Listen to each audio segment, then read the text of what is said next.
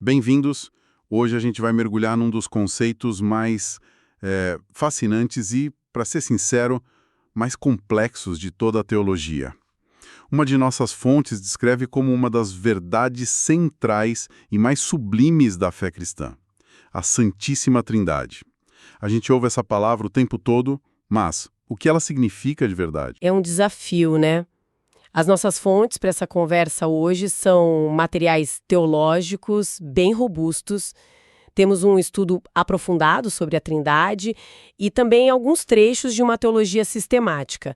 E a ideia aqui não é só resumir, é tentar extrair a essência de um conceito que é, ao mesmo tempo, a base de tudo e um mistério que desafia a nossa lógica. E o desafio é enorme, porque as Escrituras apresentam um quebra-cabeça. Existe um só Deus. Ponto. Mas aí, ao mesmo tempo, a gente vê um pai que fala dos céus, um filho que age aqui na terra e um espírito que desce e capacita. Tudo acontecendo junto.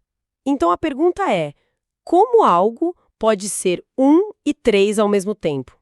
Essa é a nossa missão hoje. Vamos seguir as pistas, começando com uma cena bem dramática num rio.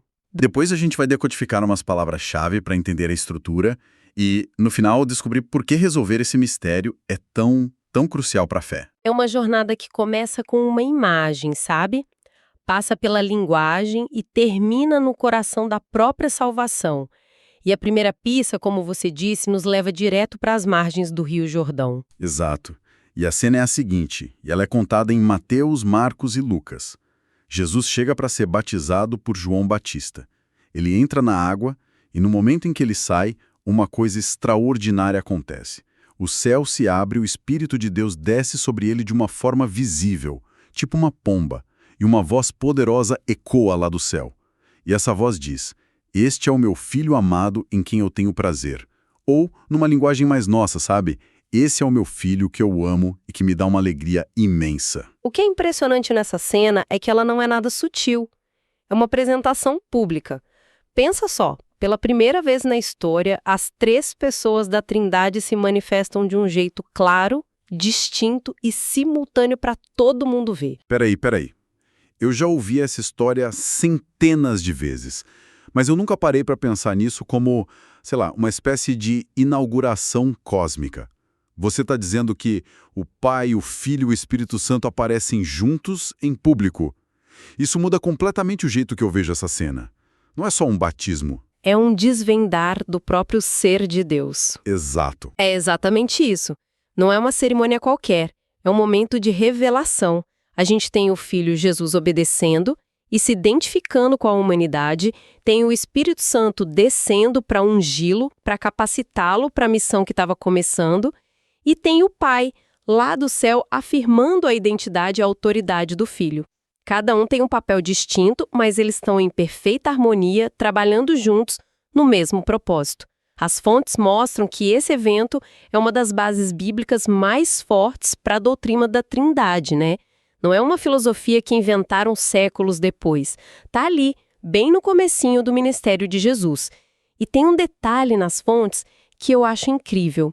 O João Batista, a princípio, ele se recusa a batizar Jesus. Ele fala algo como: "Eu é que preciso ser batizado por você, e você vem a mim." Ele reconhece que Jesus é superior, mas Jesus insiste com uma frase meio enigmática: "Deixe por agora, pois convém que cumpramos toda a justiça." O que isso quer dizer? Essa frase é a chave de tudo.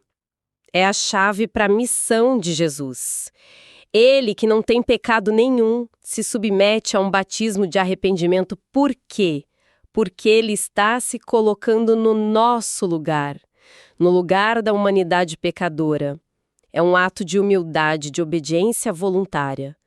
Ao cumprir toda a justiça, ele está começando o caminho que vai levar ele até a cruz. Lá na cruz ele vai tomar o nosso lugar de forma definitiva. Essa submissão que a gente vê no rio é o primeiro passo da jornada redentora. Ele se identifica com a gente para poder nos salvar. Ok, então a cena no rio nos dá essa imagem clara, essa foto da Trindade em ação. Mas a partir daí, o que a gente faz com essa imagem? Como é que a teologia pega essa cena e transforma numa doutrina? Um dos nossos textos diz que a igreja primitiva teve que criar um vocabulário específico, usando termos gregos para conseguir falar sobre isso sem cair em erro. Sim, e isso foi fundamental, porque as primeiras interpretações erradas começaram a surgir muito cedo. Alguns diziam que Jesus, o Pai e o Espírito eram só modos diferentes de um mesmo Deus se apresentar, tipo um ator usando máscaras. Outros diziam que eram 3 deuses separados. Para proteger o que eles viram nas Escrituras, os teólogos estabeleceram 2 termos gregos que se tornaram a base de tudo: ousia e hipóstase. Vamos com calma.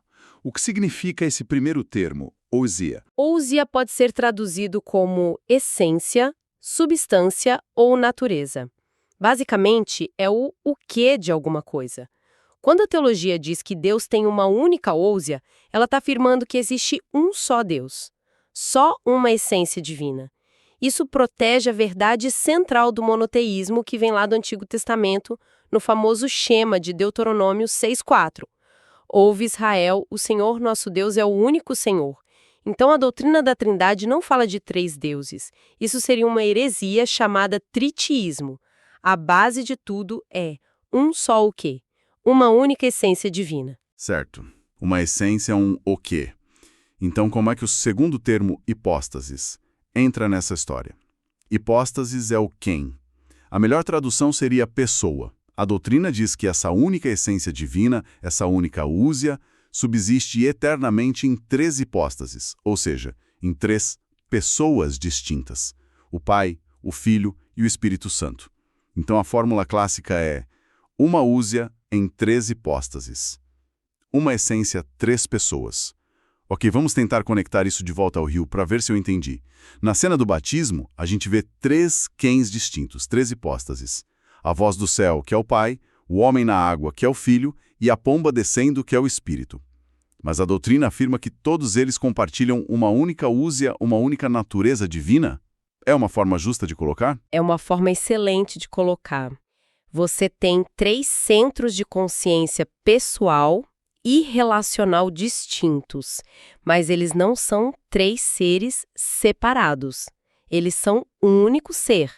É um mistério, mas essa é a estrutura que a Bíblia apresenta. Mas aí vem a dificuldade, né? Quando eu ouço 3 pessoas, meu cérebro imediatamente pensa em 3 indivíduos separados, como eu, você e quem está nos ouvindo. Como que isso não são apenas 3 deuses que por acaso estão no mesmo time? Essa é a pergunta de $1 milhão, e é onde a teologia cristã se esforça para manter o equilíbrio. A distinção não está na essência, mas nas relações internas e nos papéis de cada um. As fontes descrevem o Pai como a fonte, ou o princípio sem princípio. Dele, o Filho é eternamente gerado. E atenção, não é criado, é gerado, uma imagem para dizer que ele compartilha a mesma natureza. E do Pai, ou do Pai e do Filho, dependendo da tradição, o Espírito Santo procede. São distinções de relação, entende? Não de poder ou de substância. O Pai é visto como o arquiteto do plano de salvação. E o Filho? Uma de nossas fontes mergulha a fundo no Evangelho de João para falar dele. A abertura de João é uma das passagens mais densas da Bíblia toda. No princípio era o Verbo, e o Verbo estava com Deus, e o Verbo era Deus. Essa frase é uma obra-prima teológica. E o jeito que João escreve no grego original é muito inteligente para evitar confusão. Em vez de dizer o Verbo era Deus numa ordem normal, ele coloca a palavra Deus, theos, no início da frase, para dar ênfase. É como se em português a gente dissesse divino era o verbo. Ele está destacando a qualidade, a natureza do verbo. Com isso, João deixa claro que não está falando de um Deus menor ou de uma criatura divina, mas de alguém que compartilha a mesmíssima natureza do Pai. A palavra técnica que a igreja usou mais tarde foi homoousios, que significa da mesma substância. E mesmo sendo da mesma substância divina, ele se humilha. Um dos textos cita a carta de Paulo aos Filipenses, que descreve essa humilhação de Cristo como o maior exemplo de serviço, o oposto total do orgulho humano. Exatamente. Sendo Deus, ele não se agarra à sua glória, mas se esvazia. assume a forma de servo, se torna humano e obedece até a morte, e morte de cruz. É a união do divino e o humano numa missão de resgate. E isso só é possível por causa de quem ele é. O que nos leva à terceira pessoa, o Espírito Santo. As fontes são bem claras em dizer que ele não é só uma força ou uma energia impessoal como muita gente pensa, né? De forma alguma. Ele é uma pessoa divina. As Escrituras o descrevem com características pessoais. Ele tem intelecto, vontade, emoções. Ele ensina, ele guia, ele se entristece, ele intercede por nós com gemidos que a gente nem consegue expressar, como Paulo escreve em Romanos. Ai, e é o Filho. Ok, eu estou acompanhando a teologia, o quebra-cabeça linguístico, a revelação no batismo, mas eu consigo ouvir alguém pensando, isso é tudo muito interessante, mas é um pouco abstrato, não? Como isso muda alguma coisa na minha vida, na prática? Por que a igreja primitiva sentiu que essa era uma doutrina pela qual valia a pena literalmente morrer? Essa pergunta é o ponto central de tudo. E a resposta é que a Trindade não é uma doutrina sobre a matemática de Deus. É uma doutrina sobre o caráter de Deus. Ela nos diz que, na sua essência, Deus não é um monarca solitário e isolado. Deus é, em si mesmo, uma comunidade de amor perfeito. A relação de amor entre o Pai, o Filho e Espírito existe desde toda a eternidade. Isso significa que o amor e o relacionamento não são coisas que Deus criou. São o que Deus é.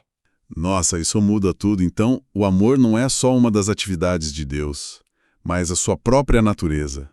E é dessa natureza que a salvação flui. Precisamente. O plano de salvação é uma obra totalmente trinitária. Não dá para entender a salvação sem a Trindade. Pensa nisso como uma operação de resgate perfeitamente coordenada. O Pai, em seu amor eterno, planeja a salvação. Ele é o autor. O Filho, por amor e em obediência ao Pai, executa o plano se tornando humano e morrendo na cruz. Ele é o Redentor. E o Espírito Santo, por amor, aplica essa salvação ao coração das pessoas, convencendo, regenerando e nos unindo a Cristo. Então é tipo assim, uma corrida de revezamento pela salvação. O Pai projeta a pista, o Filho corre a parte mais difícil e o Espírito é quem leva o corredor até a linha de chegada. É uma boa analogia. Cada um tem um papel único e indispensável. Se você tira uma das pessoas, toda a estrutura desmorona. É por isso que as fontes insistem que a Trindade não é uma doutrina secundária para especialistas. É o motor da salvação. Uma das fontes conclui de forma bem direta. Crer na Trindade é crer no Deus que salva e que se manifesta plenamente como Pai, Filho e Espírito Santo. E isso explica porque a história da igreja primitiva é cheia de debates e concílios sobre esse assunto. Não era só briga por palavras, então. Não era mesmo. E essa luta não foi só um debate acadêmico. Um professor muito popular da época, chamado Ário, começou a ensinar que Jesus era a primeira e mais elevada criatura de Deus, mas que não era eterno como o Pai. Parece um detalhe, né? Mas as implicações eram devastadoras. De repente, toda a ideia de salvação estava em risco. Se Jesus não fosse plenamente Deus, o seu sacrifício na cruz teria poder para salvar a humanidade? Poderia uma criatura salvar outras criaturas? Era isso que estava em jogo, então. O coração do Evangelho. Exatamente. E foi por isso que o imperador Constantino convocou o famoso Concílio de Nicéia em 325 d.C. Centenas de bispos de todo o império se reuniram para debater. Eles não estavam lá para inventar uma nova doutrina. Eles estavam lá para proteger o que a igreja sempre acreditou, com base nas Escrituras. Foi em Nicéia que eles formalizaram a crença de que o Filho é homoúsios, da mesma substância que o Pai, defendendo a sua plena divindade. Mais tarde, outro concílio em Constantinopla faria o mesmo pela divindade do Espírito Santo.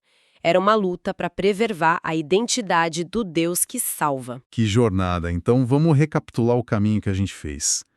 Começamos com essa imagem vívida da Trindade se revelando publicamente no batismo de Jesus. Depois, decodificamos a linguagem teológica, entendendo a diferença crucial entre a essência única de Deus, a úsia, e as três pessoas distintas, as hipóstases. E, finalmente, a gente viu que isso não é uma abstração, mas a própria essência de quem Deus é, um ser relacional de amor e a base de como Ele age para nos salvar. No final das contas, a Trindade é um mistério que nos convida muito mais à adoração do que a uma análise completa. A gente usa a linguagem humana, limitada, para tentar descrever uma realidade divina que é infinita. O objetivo não é colocar Deus numa caixa, sabe? Mas é ficar maravilhado diante do mistério de quem Ele revelou ser. E, para encerrar, uma das nossas fontes aponta algo intrigante, que nos deixa com uma última reflexão. Apesar de todo o conceito da Trindade ser absolutamente fundamental, a palavra Trindade em si, ela não aparece em nenhum lugar da Bíblia. Isso levanta uma questão para se pensar. Como uma doutrina cujo termo principal não está nas Escrituras, se tornou a pedra angular, o teste decisivo para definir a fé cristã ortodoxa ao longo de 2000 anos.